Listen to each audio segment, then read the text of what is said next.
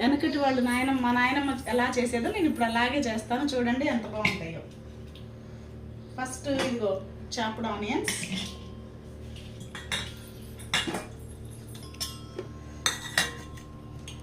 తర్వాత పచ్చిమిర్చి, కరివేపాకు, జీలకర్ర, ఉప్పు.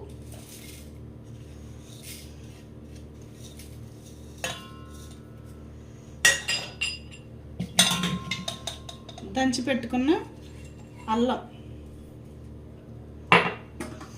వీటిలో 1 స్పూను నెయ్యి వేసి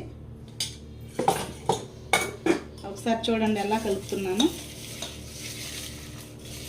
బాగా వీటిని కలపాలి, పిసకాలి.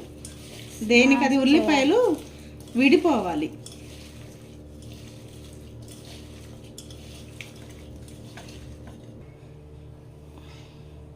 ఇప్పుడు ఈ బాగా ఇలా స్మాష్ చేసుకొని అన్ని దేనికి అది విడిపోయిన తర్వాత దీన్ని దీంట్లో వేస్తున్నాను. చూడండి ఎంత పడితే అంతే.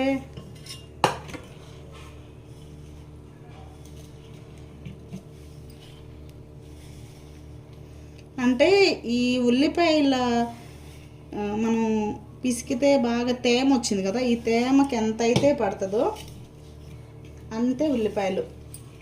లైట్గా కొంచెం వాటర్ యాడ్ చేసుకుంటాం అంతే. అసలు దీన్ని ఉల్లిపాయ పకోడీ అంటాం. ఇప్పుడు దీన్ని ఇలా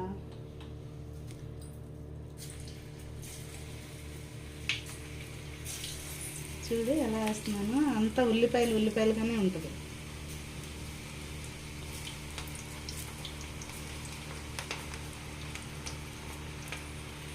నేనేమి వరిపిండి యాడ్ చేయాలి. కొంచెం వరిపిండి లేదు, యాడ్ చేసుకుంటే బాగుంటుంది. ఉందా మరి చెప్పలేదు. అందులో వేసేవాళ్ళం. కొంచెం వరిపిండి వేస్తే ఇంకా బాగుంటుంది.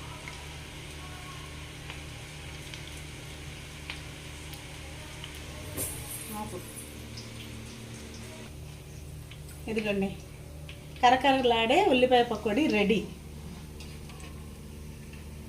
చిన్న చిన్న తీ కవిత.